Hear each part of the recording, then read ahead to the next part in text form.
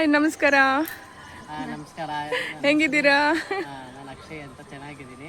ಬೆಂಗಳೂರಿಂದ ನಾವು ಬಂದಿರೋದು. ಹೇಳಿ ಹೇಳಿ ಎಲ್ಲ ನಿಮ್ಮ ಅನುಭವನ.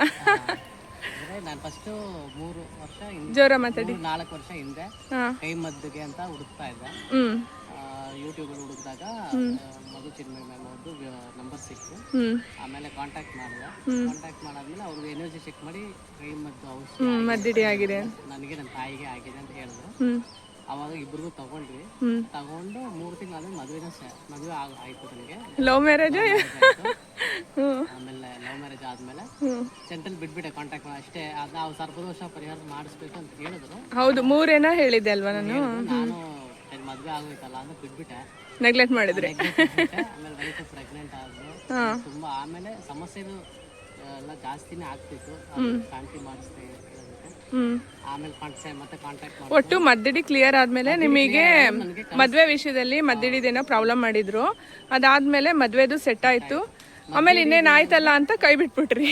ಮದ್ದಿಡಿದ ಏನಂದ್ರೆ ನನ್ಗೆ ಗೊತ್ತಾಯ್ತು, ಮದ್ದು ನನ್ನ ಮೈಯಿಂದ ಹೋಗ್ತಾ ಇರೋದು ಕನಸಿನ ಮುಖಾಂತರ ನನಗೆ ಗೊತ್ತಾಗಿತ್ತು. ಕ್ಲಿಯರ್ ಆಗೋದು. ಆಮೇಲೆ ಸರ್ಪದೋಷಕ್ಕೆ ಆಮೇಲೆ ಮತ್ತೆ ಕಾಂಟ್ಯಾಕ್ಟ್ ಮಾಡಿದ್ಮೇಲೆ ಕುಕ್ಕೆ ನಾನು ಕರ್ಕೊಂಡ್ಬಂದು ಅದು ಶಾಂತಿ ಮಾಡಿಸಿದ್ರು. ನದಿ ಸ್ನಾನ ಎಲ್ಲ ಮಾಡಿಸಿ ತುಂಬಾ ಪ್ರೊಸೀಜರ್ 3 ಅವರ್. ಅದೇ ಅರಿಶಿನದೆಲ್ಲ ಎಲ್ಲ ಇರೋದು ಅದು ಪವರ್. ಅದು ಯಾರು ನಾನು ಇದುವರೆಗೂ ಮಾಡಿಸಿದ ನೋಡಿಲ್ಲ. ನದಿಯಲ್ಲೇ 3 ಅವರ್ ಆಯ್ತು. ಮಾಡಿದ್ಮೇಲೆ ನಂಗೆ ಸ್ವಲ್ಪ ಎಲ್ಲ ಸುಧಾರಿಸ್ತು.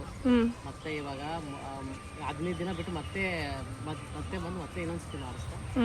ಇವಾಗ ಪರವಾಗಿಲ್ಲ, 3ನೇ ಸತಿ ಬಂದಿದ್ದೀನಿ, ಚೆನ್ನಾಗಿದೆ. ನಿಮ್ಗೆ ಹೆಂಗಾಗಿದೆ ಅನುಭವ? ನನಗೆ ಫಸ್ಟ್ ಅನುಭವ ಇದ್ದಿಲ್ಲ, ಯಾಕಂದ್ರೆ ನಮ್ಮ ಯಜಮಾನ್ರು ಹೇಳ್ತಿದ್ರು, ಆದ್ರೆ ನಂಗೆ ನಂಬಿಕೆ ಇದ್ದಿಲ್ಲ. ಬಟ್ ಅವರು ಪರಿಹಾರ ಮಾಡಿದ್ಮೇಲೆ ಈ ತರ ಕನಸಲ್ಲೆಲ್ಲ ತುಂಬಾ ಕಾಣಿಸ್ಕೊಂತಿತ್ತು. ಯಾರ ಹತ್ರ ಹೋದ್ರು ನನಗೂ ಪರಿಹಾರ ಆಗ್ತಿರ್ಲಿಲ್ಲ. ಅದರಿಂದ ನನಗೆ ನಂಬಿಕೆನೇ ಹೋಗ್ಬಿಟ್ಟಿತ್ತು ಅದರಲ್ಲಿ. ಅದೇ ನಮ್ಮ ಯಜಮಾನ್ರು ಒಂದ್ಸತಿ ಅವ್ರ ಹತ್ರ ಟ್ರೈ ಮಾಡು ನೋಡು ಅಂತ ಹೇಳಿದ್ರು. ಸರಿ ಆಯ್ತು, ನೋಡೇ ಬಿಡೋಣ ಇದನ್ನು ಅಂತ ಅಂದೆ. ಆಯ್ತಂತ ಅವ್ರು ಆಯ್ತು ಅಂತ ಹೇಳ್ಬಿಟ್ಟು ನನ್ಗೆ ಈ ತರ ಕಾಡ್ತಿದ್ದೆ, ಇಲ್ಲಿಗೆ ಬಾ ಅಲ್ಲಿಗೆ ಬಾ ಎಲ್ಲ ಕರೀತಿತ್ತು ಅವ್ರು. ಸೊ ಅದರಿಂದ ಹಿಂಗೆ ಬರ್ತಿತ್ತು ಕನಸಲ್ಲೆಲ್ಲ ಅಂತ ಹೇಳ್ತಿದ್ದೆ. ಇಲ್ಲ ಅವ್ರ ಹತ್ರ ಪರಿಹಾರ ಮಾಡ್ತಾನ ಚೆನ್ನಾಗಾಗುತ್ತೆ ಅಂತ ಅಂದ್ರು.